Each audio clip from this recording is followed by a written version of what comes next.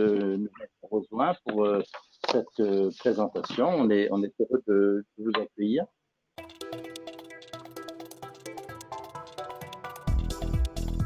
Donc, cette mallette est le produit d'un travail collectif, d'un collectif d'auteurs, même si sur la partie livre, il y a 2 auteurs principaux. C'est un peu le fruit donc de ce travail collectif de l'association Trouver Créer. Alors, je vais dire 2 mots de l'association. Certains la connaissent puisque nous, on les connaît. Donc, ils doivent la connaître. D'autres connaissent peut-être pas du tout. Cette association, en fait, c'est un groupe de professionnels de l'orientation ou de l'insertion qui se retrouvent dans une certaine démarche ou sur certains concepts, sur une certaine vision commune des questions d'orientation et d'insertion. Une vision qu'on pourrait qualifier en première approche de développementale, d'éducative, d'expérientielle, en tout cas où l'orientation, j'allais dire, fait partie du développement de la personne, où l'orientation, je veux dire, on peut apprendre à s'orienter et comment par une dimension expérientielle. Cette association a déjà une histoire assez longue, puisqu'on a plus de 30 ans d'existence, mais on a le souci constant de mettre à jour notre approche, c'est une approche qui a une constante évolution, si j'ose dire, et de renouveler nos conceptions. On a des bases, mais ces bases, les choses évoluent en fonction des évolutions sociétales, en fonction des évolutions sociales, en fonction des besoins aussi des personnes qu'on accompagne. Et puis aussi en tenant compte des recherches en termes des recherches dans le domaine de l'orientation tout au long de la vie. Cette mallette qu'on va vous présenter, c'est un petit peu le fruit, fait le point en fait sur les réflexions et sur les pratiques des membres de l'association Trouver Créer, qui agissent auprès de publics très divers, des publics scolaires, des publics étudiants, des alternants, des adultes en recherche d'insertion ou en reconversion ou en situation de handicap. Elle nous a pris 2 ans de travail pour mettre en forme, mais en fait, elle s'appuie vraiment sur la pratique des adhérents et sur les actions qu'ils mènent aussi au sein de l'association, qui sont des actions de formation, de recherche et de recherche collaborative et d'ingénierie.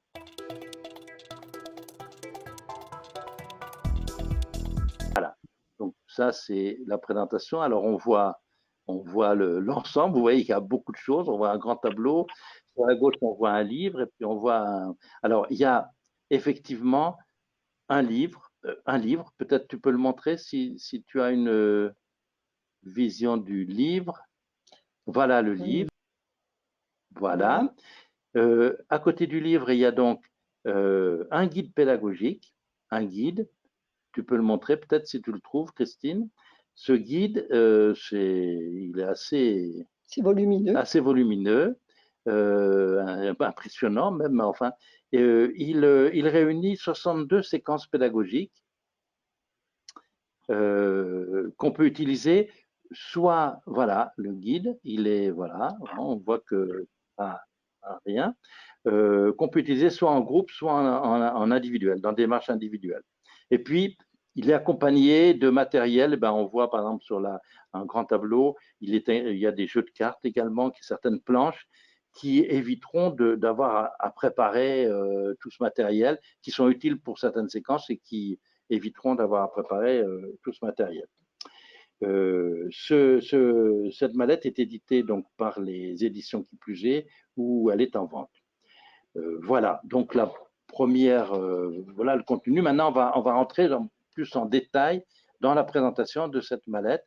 Et donc, je passe la parole à Denise. Moi, je vais être, d'abord, on va un peu zoomer plutôt sur le guide pédagogique, et être assez pragmatique. Et on va partir avec Christine sur la question, qu'est-ce que vous pouvez en faire? À quoi ça peut servir? Et sachant que dans ce guide, il y a une 60aine de séquences, on a appelé ça des séquences expérientielles pour accompagner l'orientation tout au long de la vie. Le mot orientation est à prendre au sens très très large, puisqu'il peut s'agir de décider de choix de parcours, de formation, d'emploi, de de décision, peu importe aussi, on peut avoir aussi à décider d'autres choses, en tout cas de la construction de son parcours et de décisions personnelles. Donc, cette démarche, donc, on a donc une soixantaine de séquences pédagogiques pour pouvoir accompagner des personnes qui ont à prendre des décisions, à s'orienter. Et la démarche d'accompagnement de cette orientation tout au long de la vie, nous la structurons en 4 grands objectifs. Le premier, et donc ces objectifs, on va les retrouver avec des couleurs différentes dans le guide. Le premier objectif, il s'agit de comprendre et vivre les changements. Le deuxième, de changer de regard sur soi et sur le monde. Le troisième, de construire sa motivation et son identité. Et le quatrième, de construire et réaliser des projets personnels et collectifs. Alors, nous allons décrire de façon très succincte chacun de ces objectifs, sachant que dans le livre, c'est plus détaillé, et en donnant simplement aussi quelques exemples à chaque fois. Alors, le premier objectif, comprendre et vivre les changements. Pourquoi parce que c'est un vrai défi aujourd'hui. Comment s'orienter, comment apprendre à s'orienter dans un monde qui bouge. Donc, il y a bien quelque chose de paradoxal sur comment je fais de la continuité dans la discontinuité, comment je construis de la continuité personnelle dans l'incertitude, comment je construis aussi dans l'incertitude. Et donc, sont posés dans cet objectif quels sont les regards qu'il faut qu'on actualise aussi sur l'évolution du monde. Donc, il s'agira aussi de développer la curiosité d'aller vers l'inconnu. Et face à l'insécurité que peuvent engendrer ces changements, il s'agit de permettre aux personnes de reprendre confiance et de développer le pouvoir d'agir pour explorer. Ça s'adresse à tous les publics, à des jeunes qui rentrent au collège et qui doivent choisir, qui vont au lycée et qui doivent choisir, à ceux qui arrivent dans l'enseignement supérieur, à des jeunes qui arrivent dans un centre de formation en alternance, à des gens qui veulent changer d'emploi, à des gens qui doivent changer d'emploi, à des gens qui ont des accidents de parcours, à des gens qui sont très très loin de l'emploi. Je crois que pour chacun, il s'agit de relier son parcours personnel avec des évolutions, des environnements, de relier le passé aussi avec le futur, et de relire aussi du coup et l'environnement et de relire aussi son parcours. Alors, je vais prendre un ou deux exemples de séquences. On ne pourra jamais citer toutes les séquences. On vous montrera une liste à la fin, mais un exemple, par exemple, qui s'appelle les itinéraires, influence et décisions personnelles. C'est une séquence où, à partir des itinéraires de chacun, on essaie de comprendre comment ces itinéraires se construisent, quels sont les facteurs personnels, les facteurs environnementaux, et est-ce qu'aujourd'hui on construit de la même façon, ou bien est-ce qu'aujourd'hui on construit dans ce nouvel environnement, est-ce qu'on construit de façon identique dans cet environnement. Donc ces itinéraires, on a une autre séquence qui est un peu la même chose, mais là où on va être, quand on arrive dans un nouveau milieu, eh bien, ça va être plutôt sur des aspects de témoignage qu'on va comprendre ça et qu'on va voir un peu quel type d'itinéraire. Donc, deux exemples là qui sont plutôt sur les itinéraires. Une séquence plus sur comment est-ce qu'on comprend le monde aujourd'hui, le travail de demain, le progrès, quel progrès. Et puis des séquences peut-être plus personnelles il y en a une qu'on appelle Tout bouge, accrochons-nous, où c'est l'analyse du vécu de changement déjà, d'en se retirer des éléments paradoxaux qu'on a vécus et comment mieux vivre le changement. Le deuxième grand objectif, il s'agit de changer de regard sur soi et sur le monde. Bien sûr que là, c'est faire évoluer les représentations du monde du travail, de l'emploi, de la formation, les stéréotypes de genre, et puis aussi les représentations de soi, et aussi y compris de qu'est-ce que ça veut dire s'orienter, qu'est-ce que ça veut dire chercher un travail, qu'est-ce qu'on met là-dessous. Il s'agit bien sûr de questionner et d'enrichir ces représentations, et on peut le faire notamment par une approche expérientielle et une approche coopérative. Et donc, nous avons des séquences qui vont être tout à la fois expérientielles et coopératives, qui vont faire travailler en lien avec des autres, en lien avec un environnement, et d'une certaine manière construire de nouvelles expériences pour transformer ces représentations. Je donne un exemple d'une séquence qui est plutôt sur la représentation des métiers de l'emploi. On en a une qui s'appelle Le bassin de l'emploi, premier pas pour agir, où on fait dessiner à des personnes leur bassin d'emploi local. Si c'est des personnes qui sont jeunes diplômés, cadres, on peut dire mon marché de l'emploi, hein, voilà. Et à partir de ça, déjà, quand on le fait à plusieurs, il y a des interactions, on s'enrichit mutuellement, on se questionne. Puis là, on peut se rendre compte qu'est-ce qu'on ne connaît pas, qu'est-ce qu'on connaît mal, qu'est-ce qu'il faut compléter. Et donc, c'est construire, à travers cette représentation-là, des premiers pas et une stratégie pour aller en contact avec le monde professionnel. On a un exemple de séquence aussi, par exemple, qui s'appelle un métier peut en cacher un autre. Hein. On connaît un métier type, mais on connaît mal tous ceux qui sont derrière. On a une séquence, bien sûr, sur les stéréotypes. Les métiers sont-ils genrés, hein, et comment est-ce que, en faisant travailler en groupe, on déconstruit aussi, hein, ces stéréotypes de genre. Des exemples sur l'aspect recherche d'information, sur la formation. Là aussi, c'est l'information, comment on transforme l'information en une connaissance qu'on va traiter, intégrer dans son parcours. Donc, on a une séquence qui s'appelle, par exemple, s'informer toujours au pluriel, s'informer en informant, c'est-à-dire comment est-ce que, parce qu'il va falloir qu'on retransmette, eh bien, on aura traité cette information-là et on sera capable de donner de l'information à d'autres. S'informer à partir d'une grille de questions qu'on a construit et avec des exigences de la part de l'accompagnant ou de prof principal, peu importe de qui, mais sur le traitement et l'analyse des informations de façon à les comparer, de façon à se dire qu'est-ce qu'on en retient, qu'est-ce qu'on aime, qu'est-ce qu'on n'aime pas. Voilà. Et sur soi, par exemple, à partir des offres d'emploi, construire mon stage idéal, mon emploi idéal. Donc, on a toute une série de séquences qui sont assez dynamiques, on va dire, dans ce qu'on demande en termes d'action de la personne et qui vont ouvrir ou enrichir de représentations. Ces deux objectifs, pour ceux qui sont familiers de la DVP, ces deux objectifs, on va dire, ils sont reliés à explorer et cristalliser dans la DVP. La suite, c'est pour Christine. La suite, le troisième objectif, effectivement, après la cristallisation, l'exploration et la cristallisation, pardon, c'est la spécification. L'objectif, le troisième, c'est construire sa motivation et son identité. C'est les travailler pas seulement avec la connaissance de soi, hein, qui n'est pas un préalable, c'est aussi une démarche qui alimente la motivation et la construction de l'identité. Ça, c'est important. Et c'est en faisant découvrir, exprimer des intérêts et des valeurs à travers des activités, des métiers, qu'effectivement, la personne va pouvoir effectivement construire son identité. Là, on a effectivement plusieurs séquences. Séquence rôle et valeurs dans la vie, jeux autour de métiers, métiers de rêve, métiers de cauchemar, que je vous montrerai tout à l'heure. Les cartes métiers, que vous avez peut-être pu voir aussi dans la présentation. On rentre là vraiment dans la pensée évaluative. Le sujet, il va affirmer son choix. On fait des compromis entre ce qu'il veut et ce qu'il peut. On revoit les possibilités, on élargit l'éventail des choix possibles. Souvent, moi, on me pose la question dans mes accompagnements, faut-il se connaître avant d'agir? Oui, si on ne veut pas accumuler les expériences sans comprendre ce qui nous arrive, sans comprendre ses motivations, ses besoins, ses envies, ses craintes, ses valeurs, ses aptitudes. Se connaître soi-même, construire sa motivation et son identité, ça permet aussi avant tout de prendre des décisions et améliorer, que ce soit son projet personnel ou son projet professionnel.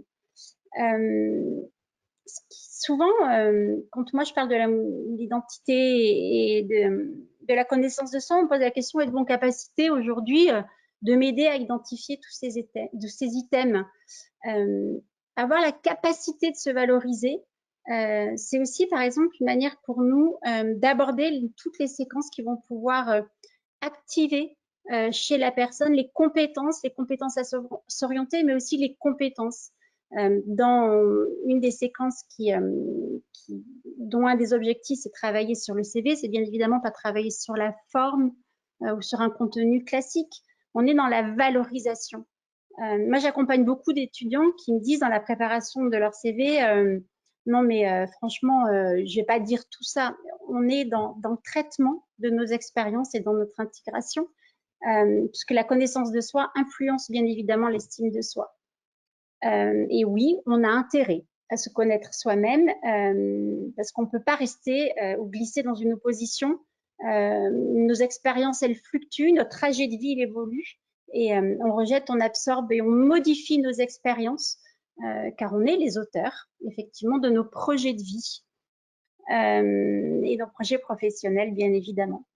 On a le 4e objectif qui est construire et réaliser des projets personnels et collectifs. On est dans effectivement l'étape de la réalisation qui est à prendre une démarche de projet à partir de projets d'agir. On utilise beaucoup de séquences dans la construction de projets. C'est une approche coopérative qui soutient vraiment une dynamique et qui enrichit les démarches personnelles. On rentre dans la pensée implicative, on va activer le fait de transformer une intention en action, de transformer une intention de multiples objectifs, structurés, programmés. Et du coup, on va structurer ça par des objectifs qui vont être programmés, ordonnés, et on va savoir élaborer, planifier et déduire. On va savoir élaborer un plan d'action, on va savoir réviser les étapes de la décision. On doit vraiment accepter l'incertitude de notre environnement et mettre en exergue notre créativité. On le fait nous en tant qu'animateurs, en tant que formateurs, et activer ça chez les personnes que l'on accompagne. Nos pensées créatives, nos compétences d'innover aussi, bien évidemment, pour se glisser dans tous ces projets et avancer sans eux, sans rester sur le bord de la route. L'étape de la réalisation de soi, c'est un vrai processus de réflexion. Je vais en profiter pour partager une séquence. Hop, voilà, là. Voilà, j'espère que vous la voyez parce que Denise va pouvoir la commenter aussi. Oui, donc parce qu'on parle de différentes séquences, j'ai dit 60 séquences dans ce guide qui sont réparties dans tous ces objectifs. Donc cet exemple-là, métier de rêve, métier de cauchemar, elle est mise dans l'objectif construire sa motivation et son identité. Elle pourrait être aussi dans changer de regard sur le monde et sur soi parce que ça travaille aussi sur les stéréotypes des métiers. Et vous voyez, elle est mise dans le monde socio-économique avec cette petite ruche qui va être, on met des logos comme ça sur chaque fiche qui les mettent dans un objectif et dans un domaine d'application. Donc, il y a un petit carré où on va trouver pour quel public, quel mode d'utilisation, la taille du groupe, la durée, est-ce qu'il y a du matériel, voilà. Et donc, une majorité, parce qu'il y a une question, est-ce que c'est utilisable en individuel? Pour la plupart des séquences, pour énormément de séquences, c'est conçu pour tout public. Quelquefois, on dit à partir d'un certain âge. Et ensuite, c'est généralement possible aussi en individuel, en groupe et en distanciel. Quelquefois, il y a une adaptation pour l'individuel ou pour le distanciel. Voilà.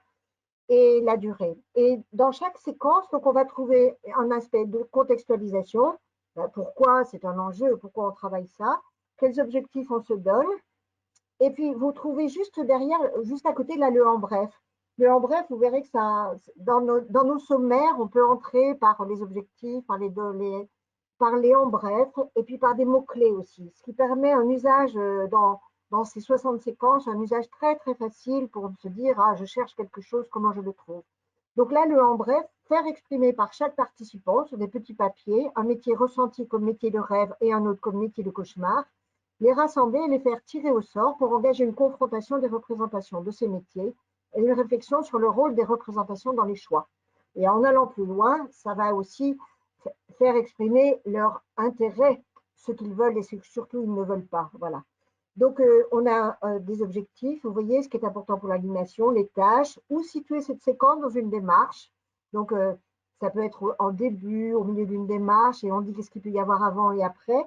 Dans chaque séquence, on a toujours une ouverture, qui est une question un peu, voilà, qui va nous mettre un peu dans le, qu'est-ce que c'est les métiers les plus souhaités. Vous voyez, qu'on adapte avec le public.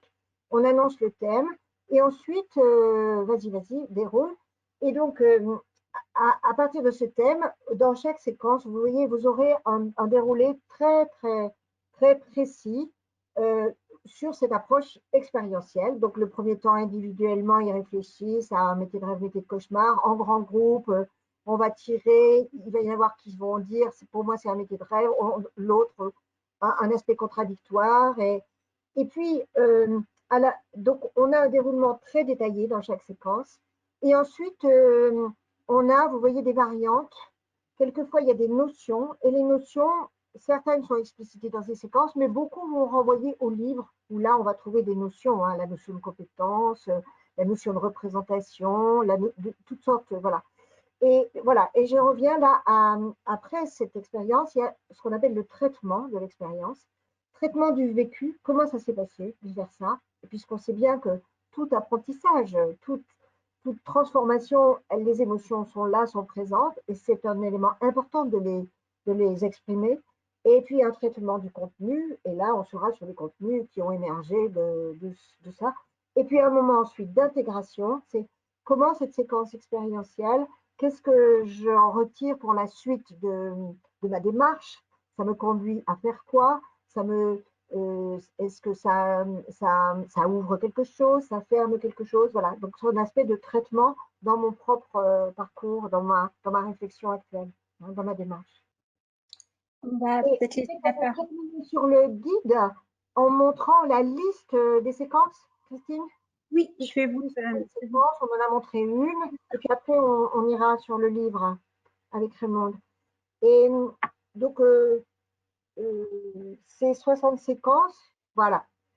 Voilà, vous voyez, donc liste des séquences classées par objectif. Je vous ai dit, après, il y a des tas de façons de les trouver par mots-clés. Mais vous voyez, sur comprendre les changements, voilà, vous avez, j'en ai cité quelques-unes. Changer de regard sur soi et sur le monde.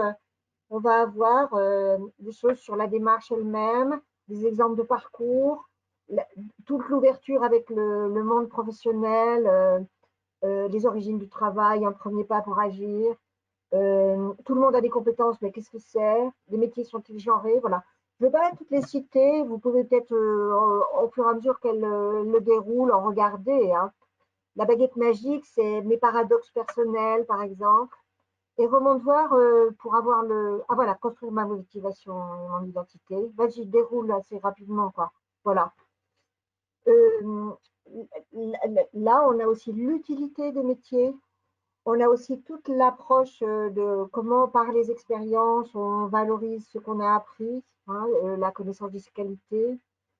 On a aussi un journal de bord qui est présent, hein, qu'on peut utiliser dans le guide. Et puis, sur construire et réaliser des projets personnels et collectifs, vas-y, tu peux descendre. Voilà, on a des choses sur les paradoxes, on a des choses sur quelles sont les informations clés à ce moment de la démarche, par exemple, la créativité dont elle a parlé sur les pistes professionnelles, vous voyez, et puis les actions à entreprendre là maintenant pour mettre pour réaliser les projets. Voilà. Donc, on a une répartition un peu de ces séquences sur ces différents objectifs. On va donner la parole à Raymond pour nous parler du livre, et puis après, on répond à toutes vos questions. Hein? Moi, mon rôle, ça va être de parler du livre. Hein. Donc là, on est entré par la démarche un petit peu générale avec les outils pédagogiques. Vous avez vu des exemples d'outils pédagogiques. Mais bon, les outils, ça ne fait pas tout. On sait bien que pour les professionnels de l'accompagnement, l'utilisation des outils est importante à condition qu'ils s'intègrent dans une démarche cohérente et une démarche adaptée à la situation des personnes et à leur parcours.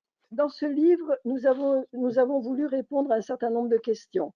Les questions suivantes, c'est qu'est-ce que les transformations du monde et les transformations au niveau des individus, et les transformations plutôt sociétales, changent dans la manière d'accompagner les personnes. J'ai un peu envie de dire, le monde bouge, comment on fait évoluer les pratiques d'orientation pour aider les personnes à vivre dans ce monde complexe et incertain. La deuxième question, c'est le fait de se dire, si effectivement l'enjeu, c'est d'aider à vivre dans un monde complexe et incertain avec des transitions qui sont de plus en plus fréquentes, est-ce qu'il est possible non seulement d'aider à s'orienter, mais d'apprendre à s'orienter? Et donc, on s'est attaché un peu à développer dans le livre le concept un petit peu de développement d'une nouvelle compétence qui est la compétence de savoir devenir. C'est-à-dire qui s'adapte, qui s'applique aussi bien à l'orientation scolaire qu'aux transitions professionnelles, qu'aux transitions même personnelles. Une troisième question, c'est quelles sont les pistes d'action avec différents publics? Est-ce que c'est la même chose avec des jeunes, des étudiants ou des adultes? On a voulu relever le défi d'écrire quelque chose qui s'adresse aussi bien aux gens qui accompagnent des jeunes, des étudiants ou des adultes, parce qu'on s'est aperçu, nous, on fait de la formation pour ces différents types de professionnels, et on s'est aperçu que les questionnements sont un peu les mêmes, hein, et que les démarches qu'on peut utiliser avec les uns ou les autres sont dans la même veine, dans les mêmes principes de base. Simplement, bien sûr, dans les guides pédagogiques, on va avoir des choses qui sont plus adaptées aux jeunes ou plus adaptées aux adultes ou communes, ou qu'on adapte un peu différemment quand on est avec des jeunes ou des adultes. Mais ça a été pour nous un challenge de faire quelque chose de commun à l'ensemble des professionnels qui accompagnent. Alors, dans le livre, qu'est-ce qu'on va trouver? Dans le chapitre 1, vous trouverez une analyse des transformations du monde qui met au défi les personnes qui s'orientent et les professionnels qui les accompagnent. Pour nous, il est important d'avoir ce regard sur le monde qui nous entoure et ces transformations. Vous aurez ensuite une réflexion sur l'histoire des approches de l'orientation. C'est clair qu'on ne fait pas pareil aujourd'hui qu'au fil des années, en fonction justement des évolutions du contexte. Le troisième chapitre est consacré aux repères théoriques et méthodologiques de notre approche, qu'on appelle donc une approche paradoxale, expérientielle et coopérative. Donc on a trois concepts majeurs. Le premier concept, c'est la notion de paradoxe et le fait que dans un monde complexe et incertain, les personnes, mais aussi les professionnels, sont de plus en plus confrontés à des paradoxes et que ça vaut la peine de les repérer pour pouvoir travailler sur les pôles de ces choses contradictoires qui permettent aux gens, pas de les supprimer, parce qu'on ne peut pas les supprimer, mais qui permettent de les décaler pour ne pas être bloqués par ces paradoxes. Dans chaque séquence, vous trouverez un peu quel type de paradoxe on travaille à l'occasion de la séquence. Le deuxième concept, c'est le concept d'expérience. Donc là, on rejoint tout à fait les fondements de l'ADVP, hein, de l'approche expérientielle. Mais je dirais qu'on insiste encore plus sur cette approche expérientielle parce que quand on est confronté à des choses paradoxales, c'est par l'expérience, là encore, qu'on va pouvoir avancer et faire changer notre vision des polarités contradictoires des paradoxes. Enfin, troisième concept, la coopération, parce qu'on est de plus en plus convaincu que ce n'est pas une personne qui accompagne une autre personne, mais que même si on a une personne à un moment donné qui accompagne, elle va s'appuyer sur des choses que la personne accompagnée va faire avec d'autres professionnels, avec des entreprises, avec d'autres acteurs, et que plus les professionnels seront en coopération eux-mêmes avec d'autres acteurs de leur territoire, plus on pourra avoir des accompagnements de qualité. Donc, il s'agit bien quand même de ne pas rester tout seul dans son coin, mais de créer ce qu'on appelle, nous, des territoires orientants, au sens pas des territoires qui orientent, mais des territoires qui favorisent toutes les démarches d'orientation. Voilà, ça c'est un peu, mais dans le livre, vous avez ça qui est développé. Vous trouvez également dans le livre des récits d'action réalisés avec différents publics. Donc ça, c'est un peu une particularité de ce livre, c'est que vous avez à la fois un livre théorique et méthodologique, mais il y a un peu en respiration des récits d'expérience réalisés et écrits par des professionnels voilà, sur des thèmes qui nous paraissent importants et qui peuvent vous éclairer sur différents sujets et sur l'approche de différents publics. Enfin, vous trouvez dans le livre ce qu'on a appelé une petite fabrique d'un accompagnement, qui est un peu la manière, un outil de construction de son propre accompagnement en fonction des particularités de son public et en fonction des outils qui peuvent être proposés dans la mallette pédagogique. Donc, il y a un peu comment on construit un accompagnement et voilà, des manières de construire avec quelque chose qu'on a appelé la petite fabrique. Enfin, vous trouvez dans le livre la manière dont notre démarche paradoxale, expérientielle et coopérative se traduit dans différentes situations. Donc, qu'est-ce que ça veut dire pour les entretiens individuels, hein, quelle conception de l'entretien individuel, si on veut être dans une démarche paradoxale, expérientielle et coopérative, dans quel type d'entretien individuel on va fonctionner, comment ça se traduit dans des approches collectives, comment ça se traduit dans l'interaction avec le monde professionnel, comment ça se traduit dans les coopérations sur un territoire. Donc là, vous avez des chapitres un peu qui détaillent ces différentes situations qui participent au parcours des personnes. Enfin, vous trouverez des réflexions sur la professionnalisation des acteurs de l'orientation tout au long de la vie, parce qu'il nous paraît important que les accompagnateurs puissent se professionnaliser grâce à la formation, aux échanges de pratiques, mais on souhaite que cet ensemble, livres et outils pédagogiques, soit également un outil de professionnalisation et soit aussi démultiplie un peu les effets des formations qu'ils peuvent suivre. Parce que c'est toujours un peu frustrant quand on suit une formation où on se dit, bon, la démarche qu'on me propose, elle est intéressante, mais je reviens chez moi avec un ou deux ou trois outils que je mets en pratique, mais je ne peux pas, c'est pas si évident que ça d'inventer d'autres outils, alors que là, on peut espérer que si en formation, on a acquis la méthode, les manières de faire, on peut construire son propre accompagnement grâce à la diversité des outils et on peut aussi renouveler, pas faire toujours la même chose et faire quelque chose qui est bien adapté aux différents publics. Donc, dernière chose aussi, donc pour la professionnalisation, il nous semble effectivement que la professionnalisation, ça passe par effectivement de la lecture, l'appropriation d'outils, mais ça passe aussi par de la formation ou de l'échange de pratiques. Et surtout, je dirais, on développe vraiment l'idée que les professionnels qui accompagnent ont besoin d'être des praticiens réflexifs. Hein, on demande aux personnes qu'on accompagne d'être en réflexivité sur leur vision du monde, sur leur parcours, etc. Je pense que du coup, il est important que les professionnels soient eux-mêmes en réflexivité sur leurs propres pratiques et les fassent évoluer un peu au fil des transformations du monde. Voilà.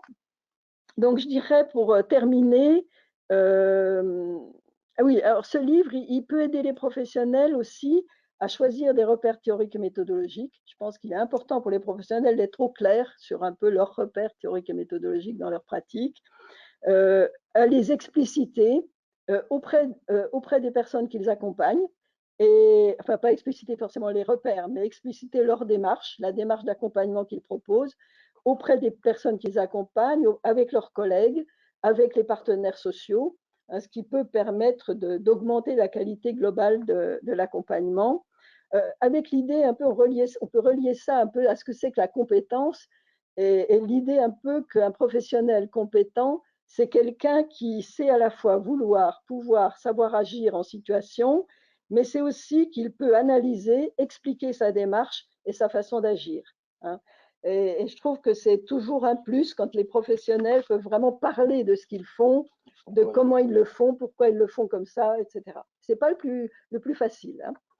Voilà, donc ce livre a donc pour nous l'objectif de permettre aux professionnels de donner du sens à leur pratique, de leur permettre d'être dans une démarche d'amélioration, d'enrichissement continu, et de permettre aussi à l'ensemble des acteurs de l'orientation d'imaginer des processus qui permettront de relever les défis auxquels on est confronté aujourd'hui. Le monde plus que jamais est paradoxal, complexe, incertain. Donnons-nous les moyens de travailler les pratiques d'accompagnement et j'espère que ce livre pourra vous y aider. Il y a une question par rapport à la mallette, sur les contenus de la mallette. Est-ce qu'on y trouve des fiches métiers dans cette mallette? Alors, bon, peut-être voir qui veut y répondre. Est-ce qu'on peut l'utiliser en tant qu'indépendant? Bon, la réponse, je pense, est simple. Est-ce que c'est utilisable en milieu pénitentiaire? Bon, c'est intéressant comme question. Ça m'intéresse moi particulièrement, parce que j'ai eu l'occasion d'y travailler, mais on y répondra. Quelle est la différence entre la mallette et Explorama? Donc là, peut-être Christine, qui connaît mieux Explorama, pourra répondre. Bon, il y a l'utilisation en individuel. Et puis, combien il y a de séquences communes avec Chemin Faisant, compétences et Explorama? Ça, ouais. Chemin Faisant, on peut répondre. Je voudrais simplement peut-être dire sur les séquences qui sont dans cette mallette. Il y en a un certain nombre, quelques-unes, enfin il y en a un certain nombre, disons, qui font partie dans la base, enfin du fond commun, disons, des séquences pédagogiques, éducatives qui nous viennent de la DVP, comme Chemin Faisant du Québec, qui nous viennent. du Québec. Je dirais que un quart à peu près. il y en a à peu près un quart, oui. On a travaillé, nous, directement avec les auteurs québécois de la DVP, puisqu'on a diffusé leur démarche en France et notamment leur programme d'éducation à l'orientation dans les collèges, puisqu'on l'a même, comment dirais-je, ils ont laissé les droits, on l'a même adapté et transformé.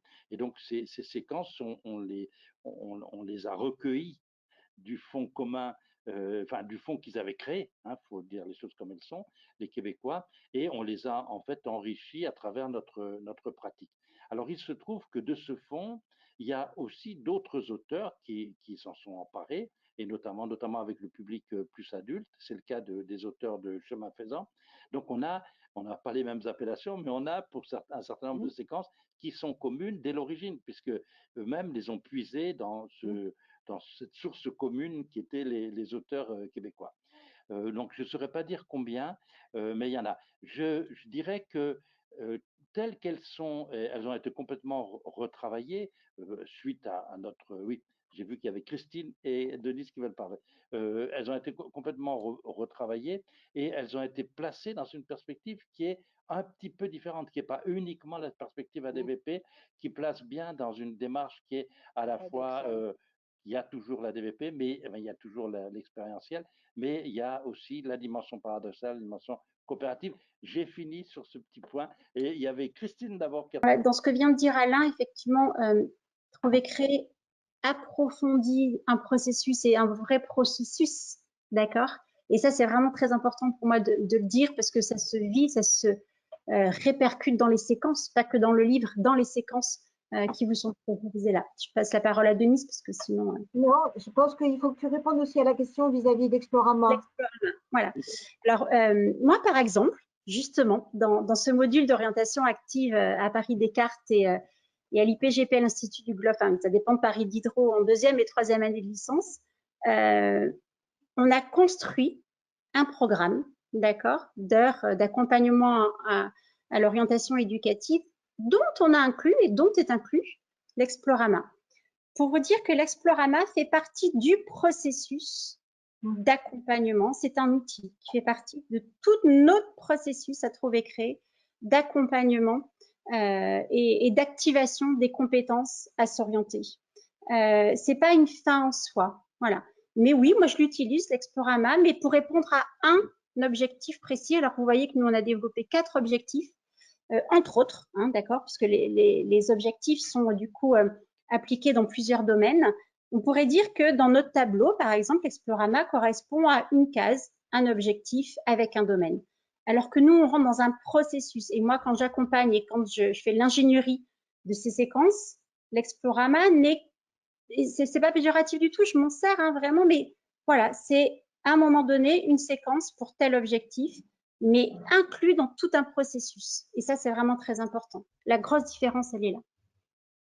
Je voulais dire juste en complément, c'est qu'effectivement, dans notre guide pédagogique, il n'y a pas du tout de fiche métier, il n'y a pas du tout de choses comme ça, en se disant qu'il y a des, voilà, il y a des endroits où on peut les trouver et avec lesquels on peut travailler. C'est un objectif. Voilà, nous, on est beaucoup plus sur la démarche. Comment on va travailler, y compris avec des outils comme ça. Il y a des séquences sur l'information qui est comment travailler avec les bases de données d'information. Avec le ROM, avec le ROM, avec les choses comme ça. On renvoie à des logiciels existants et notre comment faire avec dans une démarche expérientielle. Mais c'est pas de remplacer ces choses qui existent, qui sont souvent très bien.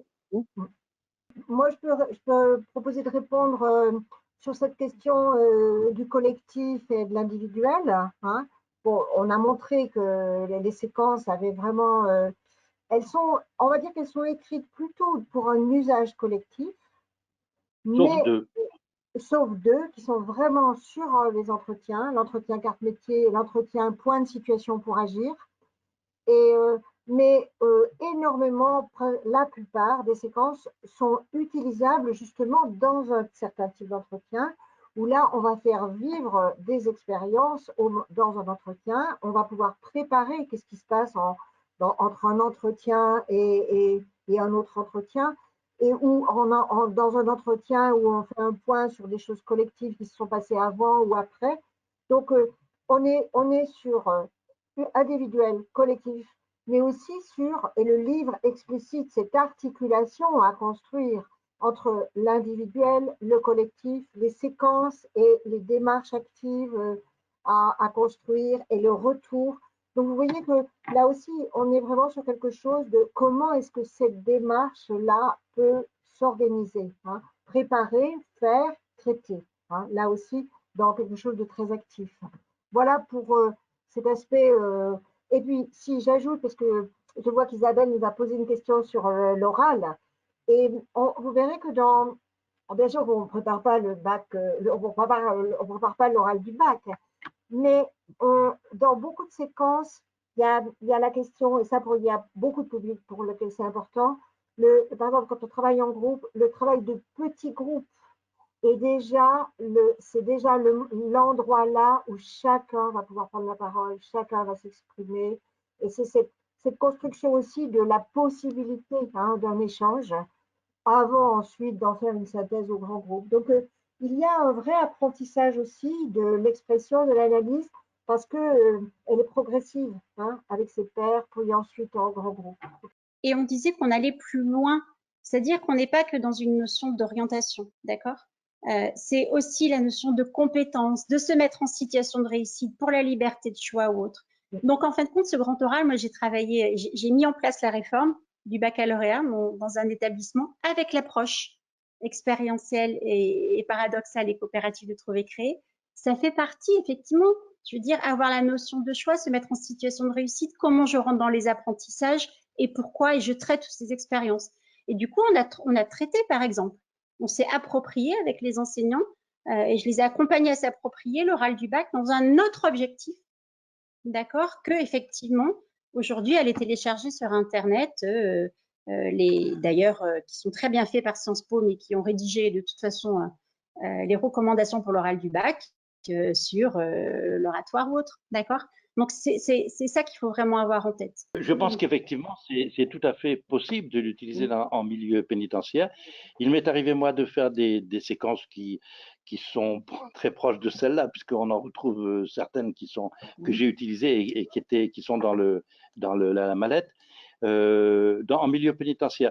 Alors, là, on peut les utiliser. La difficulté, c'est que souvent, on a du mal à travailler avec des groupes en milieu pénitentiaire, où les groupes sont très, très restreints.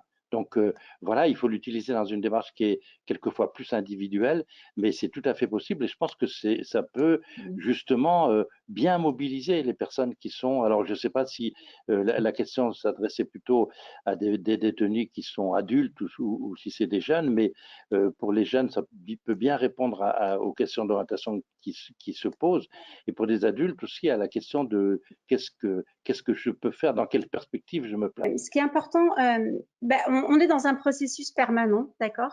Donc forcément, pour aller plus loin dans ce processus, il y a plusieurs choses. La première chose, la plus imminente, c'est une formation qui est proposée le 5 et 6 juillet sur s'approprier la mallette, trouver, créer un accompagnement de l'orientation tout au long de la vie sur 2 jours, qui est proposé en présentiel. À voir effectivement si on peut le faire en hybride ou autre, ça va dépendre de vos demandes. En tout cas, on a été suffisamment créatifs pendant toute cette crise pour former aussi en distanciel. On nous a posé la question, je le dis maintenant avant que vous la posiez, qu'on soit plus connectés, en tout cas par ces modalités. Est-ce qu'on peut acheter la mallette et ne pas être formé à la DVP ou autre? Oui, bien évidemment. Vous êtes des praticiens, vous êtes initiés à l'approche expérientielle ou autre, bien évidemment, et on est là après pour répondre à vos attentes de formation et rentrer dans un vrai processus. Merci beaucoup de votre participation, de votre écoute et de votre intérêt. À bientôt. Merci à vous. Au revoir et merci. Au revoir. Bon appétit.